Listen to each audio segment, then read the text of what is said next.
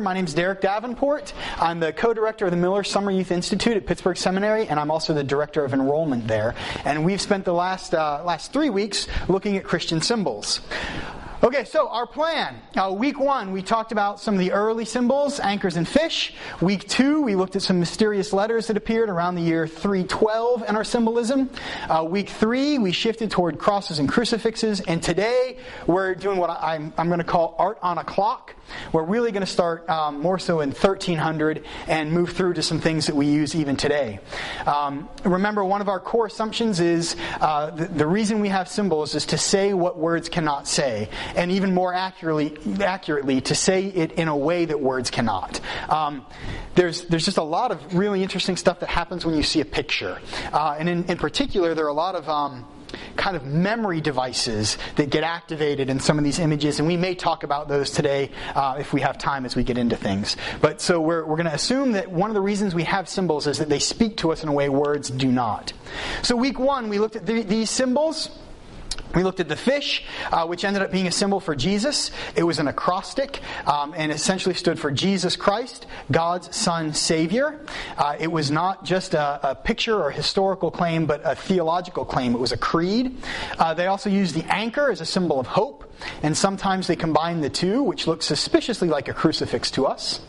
Week 2, we looked at the Chi-Rho, which is not an XP, but Greek letters for CH and R, the first letters of Christ, and end up being connected with a claim of Jesus as Savior and Jesus as victor in Constantine's battle with Maxentius.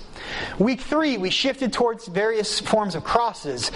This one, which is sort of looks like a capital T to us, a lot of people believe may have been what the actual shape of the cross looked like. This is called the Latin cross, and when we as Protestants think of crosses, we usually think of this shape. And then this is one of the earliest crucifixes that appears. We also talked about the definition of crucifix, but for our purposes, when you see a body on a cross, we would call it a crucifix. So that's what we did in week 3. Now, these 3 symbols in particular have really endured, and we see them a lot. And so I brought some examples for you today. We're shifting into more recent times. So instead of artifacts, we're going to look at actual crosses that are used. So this is one that it looks kind of like the capital T cross on the actual cross itself, but the shape of the cross where it's painted is the Latin cross. And so I'll pass this around. This actually came, I believe I got this from a Greek Orthodox church. So it's still used in that way. We'll go up to the top right.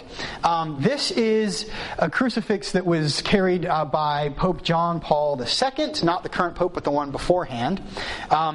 We could spend probably a whole week talking about this cross itself, but briefly, it's based on a painting that was drawn by, or a drawing that was drawn by a mystic, and later it was painted. And if you look, what's really interesting about it is Jesus' head is almost centered, but it's still just ever so slightly turned to the right. And it's very rare to see a crucifix or crucifixion scene where Jesus' head is not facing to the right, and we're going to talk about that a lot today. And so the golden one that's coming around is that papal crucifix. And the one that's down here in the center, this is one of my favorite crosses in my collection. This comes from Santa Cruz, Bolivia. I did some work down there with a church and helped build some pews for a church. And after we were done, there was a little bit of wood left over, and some people made crosses out of them and gave them to us. And so this is a plain Latin cross made of mahogany from Bolivia. As these come around, there are notes on the backs of them. I will tell you most everything that's on the notes, so don't feel like you have to read them. But the crosses that we looked at last week, we still use today. The cross from Bolivia was made about 15 years ago. The Greek Orthodox cross I actually purchased from a church within the last 2 or 3 years, and the papal crucifix was being used as recently as the last pope in the 90s and early 2000s. So we still use those crosses today, so those are going to make their way around. Now, one of the things we talked about as we looked at these crosses and crucifixes last week is that early crucifixes, and all of our early symbols really, were intended to be symbolic or theological, not historical. No one believed that Jesus was part fish. But we still use the fish as a symbol for Jesus, right? So these are meant to be symbols. It's meant to convey theology, not history. And that's going to be really important for us today as we shift to some more realistic looking images. And we're going to look at images today like this one. This is a crucifixion scene from the 1400s. And as you can see, we've changed a lot. We've come a long way from that geometric anchor we looked at 3 weeks ago. This is very complex. Art has changed a lot. They're using a lot more advanced techniques like perspective and things like that. But when you look at this, it's really busy. There's a lot going on, and it's kind of hard to tell what exactly is happening besides the overall story of the crucifixion. It's hard to tell what's happening in the details. So today, I'm going to teach you some tricks to help decode this image. We're going to learn some really simple ways that are going to divide this up and help us understand what exactly is happening in all these different places with all these different figures. So today we're going to look at art on a clock, the Renaissance. Now, when we get to the Renaissance, the church has had about 1,300 years to figure out its theology and to develop its identity. And one of the core stories is the story that you're going to be hearing this week as you come to the services on Thursday and Friday, which are at 7:30 p.m. Make sure not to miss them. Shameless plug. So these passages, the passages about the crucifixion, end up being really central to the church's identity. And if you read them, each one of them is going to highlight slightly different details and slightly different events. Now, I'm going to use the language of story and character as we talk about these passages, and I want to take a second to talk about why we're going to use that language. I've talked to some folks that actually sometimes get offended by the use of language like story and character when we refer to Bible passages, because you don't usually talk about stories or characters from history books. No one has a favorite story from a book of history, but we talk about Bible stories.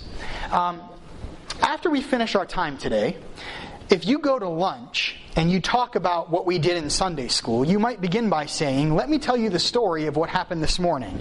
There was a guy who wore a pocket watch. He's obviously a little crazy, thinks he's a train conductor or something, and then you're telling a story. But it's a story based in history and based in fact. As I stand here talking to you, I am not a character, I am a person. But when you get to lunch, I am a character in your story. So using this language of story and character is not intended to indicate that these are mere stories, but rather that once you convey something, when you tell it as a story. And so the way that Matthew tells the story, he highlights certain events and certain characters. If we had 2 hours together, we would read this and pull all these out. We have 45 minutes, actually 35 left, so we're going to skip to that part, and I'm just going to tell you the characters that Matthew highlights. Right off the bat, as he's telling the story of the crucifixion, he mentions a man named Simon carries the cross for Jesus for a portion of the walk. They go to the place of the skull. They offer Jesus wine mixed with gall. The soldiers there divide Jesus' clothes, and there's a sign above his head that identifies Jesus as King of the Jews. Matthew says there are bandits nearby who taunt Jesus, while the chief priests and scribes mock him. Then there is darkness over the land. Someone who's unnamed offers Jesus sour wine, and a centurion proclaims, "Truly this man was God's son." And then Matthew tells us that watching at a distance was Mary Magdalene, Mary the mother of James, the mother of Zebedee's sons. So he identifies this little group primarily of women who are watching at a distance. These are the details. This is the list we get from Matthew. If we look at it in Mark, we see a lot of similarities. Again, Simon carries the cross. They go to the place of the skull. This time he identifies the substance mixed with the wine as myrrh. The soldiers divide Jesus' clothes. The priests and the scribes mock Jesus. And at this time, instead of bandits, there are those crucified with him who taunt him. Darkness comes over the land. Jesus is offered wine mixed with vinegar. Again, a centurion says, "Truly this man was God's son." And we get a slightly different list of names. Mary Magdalene, Mary the mother of James, and Salome, who watch at a distance. So a slight difference in the details, but really largely the same shape. And that group of women, that list of names will change a little bit each time. Luke then tells us a slightly different set of details. Simon carries the cross, goes to the place of the skull. This time they're identified as criminals who were crucified. The soldiers divide Jesus' clothes. The leaders scoff. A soldier offers him sour wine. There's a sign that identifies Jesus as King of the Jews. One criminal derides Jesus. The other criminal says, "Jesus, remember me." The sun fails, and it gets dark. The centurion says, "Surely this man was innocent." And again, the women aren't named this time. They're just the women who had followed him from Galilee, and they stand at a distance. So Matthew, Mark, and Luke have very, very similar details. And you find that often when you look at those three Gospels, they're what we call the synoptic Gospels, which means you can see them together, and a lot of the details are similar. John is the one who's going to tell the story in a more unique, sort of distinct way. John, again, is going to have just a few differences, but they tend to be told in a much more distinct way than the others. In John, he highlights that it's not Simon, it's Jesus who carries the cross, which is one of the bigger changes.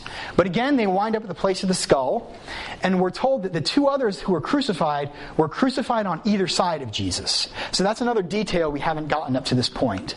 The sign identifies Jesus as Jesus of Nazareth, King of the Jews, a little extra detail.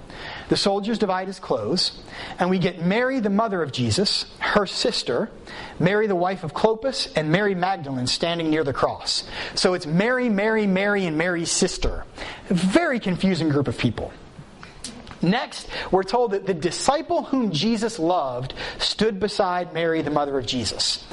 In the Gospel of John, we believe that this disciple whom Jesus loved is code for John himself.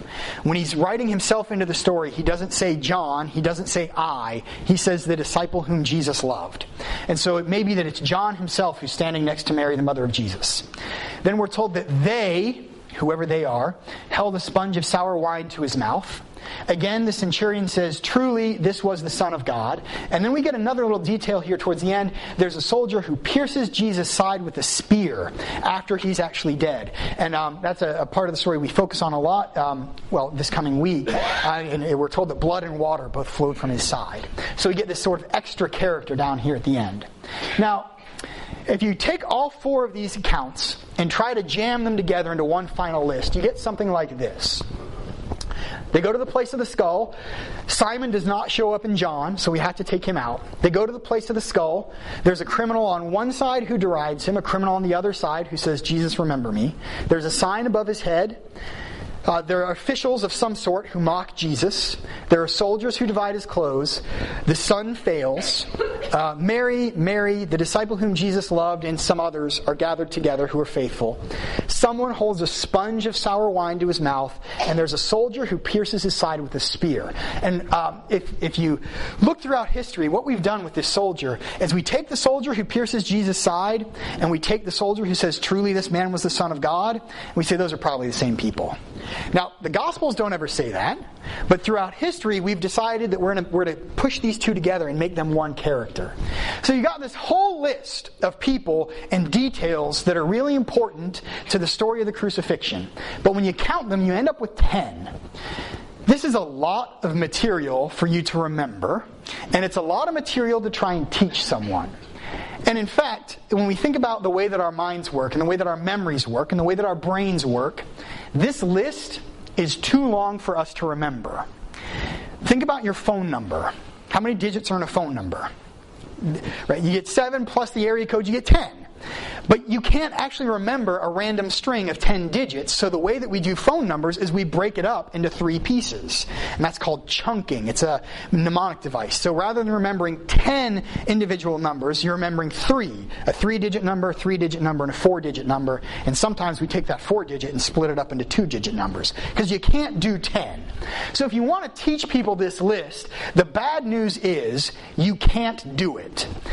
Try to remember the last time you heard a sermon with 10 points. Right? You didn't hear it because if there were 10 points, I guarantee you took a nap around number 8. You can't do 10 points. In fact, some people would suggest you can't even do 3. You're best sticking with 1. 10 is too many things to remember. But as a church, we've decided that this story, with these 10 details, is really, really, really important. important. This is life or death stuff. So as a church, we have to teach these 10 details. So how do we do it? Well, there was a Pope, Gregory the Great, who wrote a letter to one of his bishops, and he said, "For to adore a picture is one thing, but to learn through the story of a picture what is to be adored is another. For what writing presents to readers, this a picture presents to the unlearned who behold. Since in it even the ignorant see what they ought to follow, in it the illiterate read." The Pope said, and the way that we condense this is that pictures are the books of the illiterate. Around the time of the Renaissance, not everyone could read. So if you were trying to teach this story, and you can't count on your eloquence to convey 10 points people will remember, and you can't write it down as a list, Gregory would suggest you paint it. Make it a picture. People will be able to read it as a picture. Now, this is one of the sort of principles we're going to operate on as we move forward, but I have to hand you the counterpoint next, because the counterpoint came from someone very important to us as Presbyterians, John Calvin. Calvin hated this quote. Calvin said, "The general doctrine to be inferred certainly is that everything respecting God which is learned from images is futile and false." Calvin says it just doesn't work. You can paint a picture, but no one can learn from it. Now, as Presbyterians, we're supposed to go with Calvin and not Gregory, which means our lesson is over and we're done. Except, don't tell anyone who works at the seminary with me I disagree with Calvin on this particular point. And in fact, most Presbyterians do, because the PCUSA church seal happens to be a picture. And we believe that there's theology in it, and it's on the PCUSA website, this whole breakdown of what the theology means, and we use it to teach. So somehow we've gotten from 1536 to 2016, and we've completely changed our tune. I would love for us to spend a lot of time talking about that, but we can't. We're going to bracket that out and just go back to Gregory for today. Today we're just going to stick with Gregory, and we can think about Calvin some other time. For our purposes, we're going to assume that people can learn from pictures. So how do you teach the story in a picture? They decided to do it by using another story. A story that's much simpler and a story that has fewer pictures to remember. So now we're going to take just a second and do a little brief Bible story from Matthew 25. All the nations will be gathered before him, that's Jesus, and he will separate people one from another as a shepherd separates the sheep from the goats. And he will put the sheep at his right hand and the goats at the left.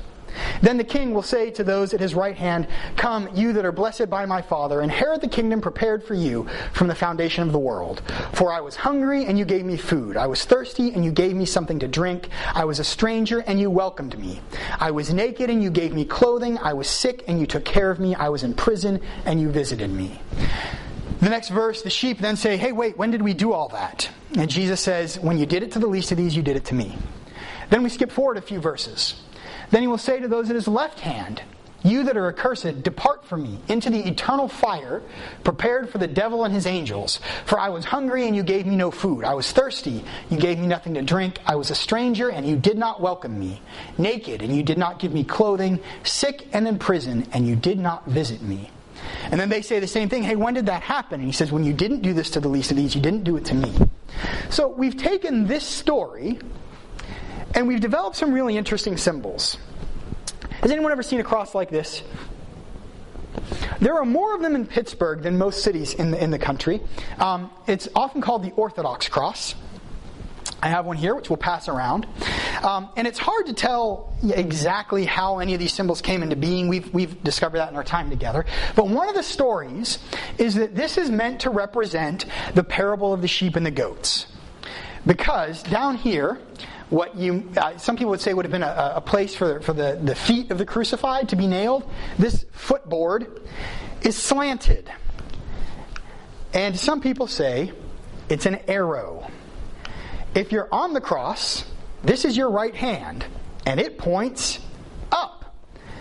Your left hand points down.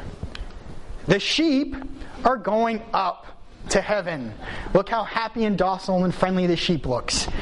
The goats are not. And this is a great picture of the goat. He's actually sticking his tongue out.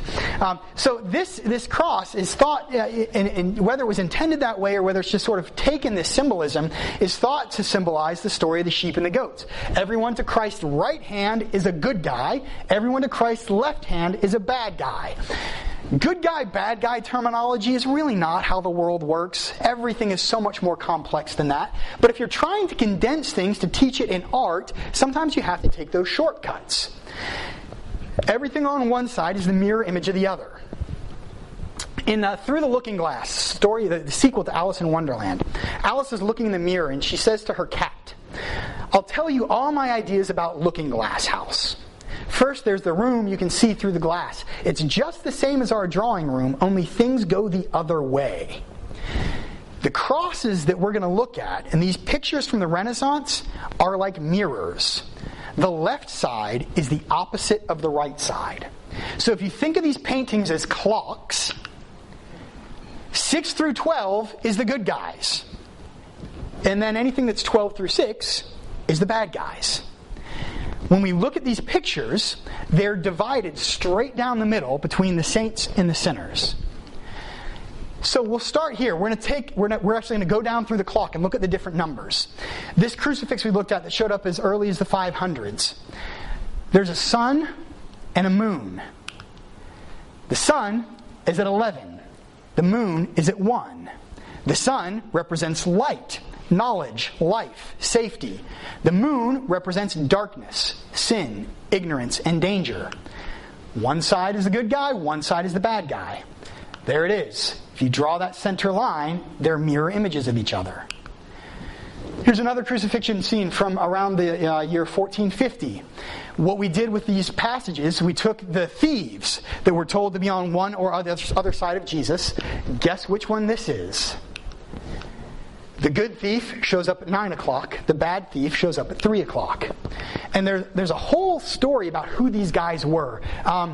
We have a minute. Let me tell you the story. There's a legend, and it doesn't show up anywhere in the Bible. Do not tell anyone this is a Bible story. This is not a Bible story. Throughout history, we've tried to identify these guys, and we've ended up naming them Dismas as the good thief, D-I-S-M-A-S, and Gestus as the bad thief. And the story is that when Jesus was an infant, and Herod came to have all the infants killed, Joseph had this dream, and he took Mary and Jesus, and they fled into Egypt. And the legend goes that on their way, they were captured by thieves. And the leader of the thieves was named Dismas. And when he looked at this infant, he said, "There is something special about this kid." Gestus said, "Who cares? Let's kill them and take their money." Dismas said, A, they don't have that much money, and B, I feel like we actually need to protect this kid. And the legend goes that Dismas led his band of thieves against his partner's wishes to protect Jesus and his family as they made their way into Egypt. And then, about 30 years later, they were caught and crucified on the cross on either side of Jesus. Gestus says, "If you're really the Son of God, why don't you get us out of this?" And Dismas says, "Be quiet. Don't you know who you're talking to?" He says, "Jesus, remember me when you come into your kingdom." And Jesus says, "Surely you will be with me this day in paradise." Is there any truth to that legend? Probably not. But it's a really good story. And stories help us remember information. So Dismas and Gestus at 9 o'clock and at 3 o'clock, the good thief and the bad thief. Here's another one where we're going to get... this is another great legend. A guy named Longinus and a guy named Stephaton who show up at 8 and 4. At 4 o'clock... there's a sponge on a stick. And over here, actually he's down this way a little bit, is the man with the spear. The names of Longinus and Stephaton do not appear in the Bible. In fact, John Calvin, who just loves to rain on all these parades, John Calvin says Longinus is a complete fabrication and he can't be true. In fact, the name Longinus seems to come from the name for spear. But history has given us a whole history, a whole life story of this guy Longinus, this centurion who pierced Jesus' side with a spear. We've said that he's the one who proclaimed this was the Son of God. And one of the stories, there's so many, one of the stories is that Longinus was blind. And when he pierced the side of Christ, some of the drops of blood splashed onto his body or traveled down the spear and splashed into his face, and he regained his sight. That is absolutely not in the Bible, but it's another legend. And so we've made this centurion one of the good guys, and look where he is. He's on Jesus' right side. The sponge bearer they've called Stephaton, which again may be connected to the word for sponge. And we've made him an unrepentant bad guy. He tried to offer Jesus the sour wine. And there are a lot of really interesting things people have done with these to sort of identify who were the saints and who were the sinners. But the important thing for us is that you will frequently see some sort of spear with a sponge on it on Jesus' left hand, and the centurion with the spear on Jesus' right hand, the saint and the sinner. Now we'll head even further to the south. We'll do 5 o'clock and 7. At 7 o'clock you see the Marys and John. At 5 o'clock, you see the soldiers. So down here, again, we have the saints, and over here, largely the group of sinners.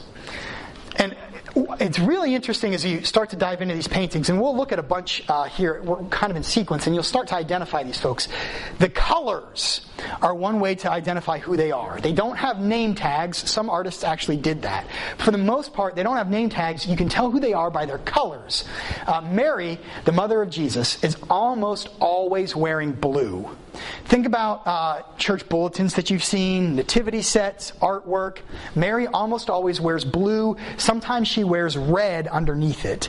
And there are different ways people have tried to explain that. The one thing I found that is consistent amongst explanations is that they all disagree with each other. So it's hard to tell exactly why. One of the most interesting things I've heard is that the color of red symbolizes flesh or humanity, and blue represents the heavens. And so Mary is a human, and then the heavens come to her. So she's wearing red underneath and blue on top. Down here we have Mary Magdalene, who's usually wearing some sort of a red or an orange and has longer hair. And we sometimes connect her to the story of perfume anointing Jesus' feet. And so we see her clasping Jesus' feet. So sometimes she's a little closer to 6 o'clock than she is up here to 5. And John, this I believe is John, is standing next to Mary. There's this exchange in the Gospel of John where Jesus and John actually have a little conversation from the cross. And Jesus says to John, essentially, hey, take care of my mom. And John says, okay, I'll do it. And so John is usually pictured standing next to Mary and sometimes even holding her up. On this side, and we're going to talk about these guys a little more, we clump all the sort of random bad guys. The chief priests and the scribes who are mocking Jesus, but also the soldiers who are dividing his clothing. And they get to be really interesting, and we'll spend a minute or two looking at them here in a second. But again, saints and sinners, on Jesus' right and on Jesus' left. Derek, yes? Was the halo on the... Okay, very good. The one with the halo, he's out of place, right? You shouldn't have a halo on Jesus' left. A lot of times, there are 3 or 4 things that people will do. Sometimes they will actually depict the patron who funded the artwork. And of course, if you fund the artwork, you get a halo, right? And sometimes they'll also throw other characters in there. A lot of times Pilate will be down there. So frequently when you see someone who's wearing a crown, it's Pilate. I'm not sure if this is the patron or if this could be Pilate. They've made him... Pilate sometimes gets acknowledgement for the nuance. Particularly in the Gospel of John, he insisted that the sign say, this is Jesus of Nazareth, King of the Jews. And then in John, the chief priests say, no. Make the sign say, this is Jesus of Nazareth, who claimed to be King of the Jews. Pilate says, no. This is what the sign says. So they allow a little more nuance with Pilate. But so yeah, I'm not entirely sure who that is. I would guess it's maybe the patron. A lot of times they'll depict a bishop as well. Next, the next crucifixion we're going to see here, we're going to look at Jesus' feet. We haven't gotten to 6 o'clock yet. Jesus' feet, there's a skull. And up at Jesus' head, we get letters, I-N-R-I. And you'll see those on some of the crosses that we've passed around. The skull at 6 o'clock and the sign at 12 have deep symbolic significance in a lot of ways. For one, we're told that they led Jesus to the place of the skull, Golgotha. But throughout church history, we've developed another legend that goes along with this skull. And when you see these paintings, and if you look back through the ones we've already looked at, several of them have skulls. The legend is it was called the place of the skull because that's where Adam was buried. And that this is Adam's skull. Now, it's really hard to say that that's history. That they somehow marked the burial place of Adam and that his bones lasted this long and that they would be sitting at the base of the crucifix, right? But remember, the goal of these paintings is not history. It's not detail. It's theology. And what they're doing is reminding you of the story of Adam and Eve. The story of sin. And they're placing it under the foot of Jesus. Jesus is trampling sin underfoot. This is a story of redemption. So the skull at the bottom of the cross is a reminder of salvation and of forgiveness. And up at the top, the INRI, we try to guess what this means in English, and it's not in English. Again, it's Jesus of Nazareth, King of the Jews. Jesus Nazaren's Rex Judoi. Jesus of Nazareth, King of the Jews. And sometimes you'll see the sign written in different languages, which is the way we're told in one of the Gospels that it was written in several different languages. So when you put this all together, you can see in a lot of these paintings, they have a map. And it looks like a clock. The sign is at 12, the moon is at 1, the bad thief at 3, the sponge bearer at 4, the soldiers at 5, the skull shows up at 6, the good guys, Mary and John, are at 7, Longinus at 8, the good thief at 9, the son at 11. So putting it all together, let's actually look at some of these pictures and see if we can make sense of them. I'm going to pass around another crucifix. This one is it's an icon, actually, that's painted on a cross. I was showing this to an Orthodox theologian one day who said, "Oh, that's a beautiful icon, and it's completely offensive." So, thank you, and what? He said, well, it's offensive because in proper Orthodox iconography, there should never be a picture of God the Father. And if you look at the top of this one, there's a picture of God the Father. So that's worth noting. But otherwise, you'll notice a lot of the same things are going to show up on this cross. The sign is up above his head.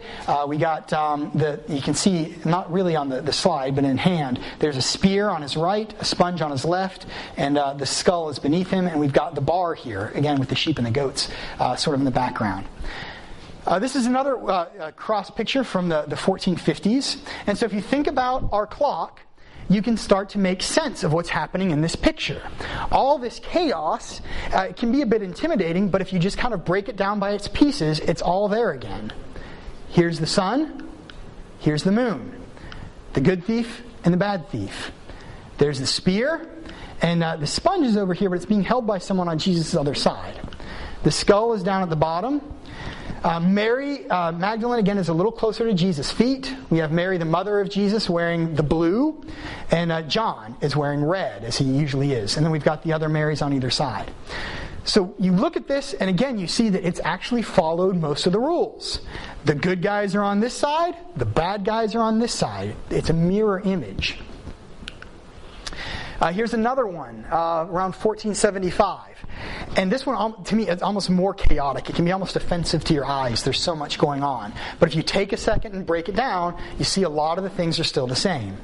Jesus is in the center, the sign's up here, the good thief, the bad thief, the sponge, the spear, the soldiers dividing Jesus' clothing, John, again, wearing his red, Mary wearing blue, and a lot of times Mary is falling and John catches her. So you see the same kind of things happening again with the skull down at the bottom. Here it is again. And one of my favorite parts of this one is this artist actually went a little step farther, and he actually painted this side of the canvas darker. If you look over here, you've got shadow on Jesus' left. Again, the good thief and the bad thief, who's actually in the shadow. We got the bad guys dividing up the clothing. hidden way down at the bottom is the cross, or the skull at the base of the cross. And then you've got the Marys. John wearing his red is over there to the side, and Mary wearing blue is collapsing. So again, we see a lot of the same rules in play. Now I want to stop for a second, since we've just looked at 4 or 5 examples that follow almost all the rules. Not everyone is going to follow these. And if you remember people like John Calvin, who said, oh, pictures, we shouldn't use them at all. If you stop studying pictures, you lose these rules. And if you don't know these rules and you paint a picture, you're not going to follow them because you don't know them. So you will occasionally see, especially more recent pictures, that don't follow all of these. But for the most hand, especially when you're looking around the Renaissance, you're going to see a lot of these rules are going to more or less be in alignment. So I want to look briefly at one of the developments over time that happens with one of these groups. The bad guys in the little clump down there that are dividing Jesus' clothing. You can actually trace a little trajectory of how we changed our depiction of them. So we look back here at Giotto around 1304, so this is very early Renaissance. They're having a pretty peaceful conversation, but they are arguing about who's going to have the clothing. And they're tugging at it a little bit. But on the whole, everyone's standing, everyone seems to be respectful, they're having a good time. Down here, they've moved a lot closer to one another, and they actually have a game board out. The Gospels tell us that they cast lots, which is kind of like throwing dice or flipping a coin. And so they're a little bit closer to one another, their proximity has changed, and they're a little more intense as they focus on who's going to get this clothing. We move forward a few more years, and they're still down here on the ground, but they're not looking as happy with each other. And this guy's actually drawn a knife. So now this little battle over who's going to get Jesus' clothing has gotten a little bit more violent, a little bit more dangerous. And we skip forward a couple more decades, and if you can see down here, it's an all-out brawl. They're fighting, they're rolling on the ground, and this guy's about to stab someone. And so throughout, just really about 250 years, we've intensified the way that we depict these characters. Remember, they're bad guys. So we're highlighting their role as bad guys. We're highlighting what it means that they are the sinners in the mirror image. So part of the reason that we've done this, that we've divided it up into these two sides, is to make a theological claim about salvation, about sin, and also about how we are called to act. By saying that there are good actions and bad actions, there are things that are pleasing to God and displeasing to God. These works of art are trying to encourage us to live our lives in a way that is pleasing to God, to give thanks to God, to live out of joy rather than out of anger or out of hate. And so we see, again, there's theology depicted through these images. And so that is going to bring us to the end of our Art on a Clock today. We've looked at anchors and fish, the first 300 years, mysterious letters around 312, the cross or crucifix as it developed through the year 1290, and today Renaissance depictions of the crucifixion, and we learned the trick that it's a mirror image. Thank you so much for the last 4 weeks. Thank you.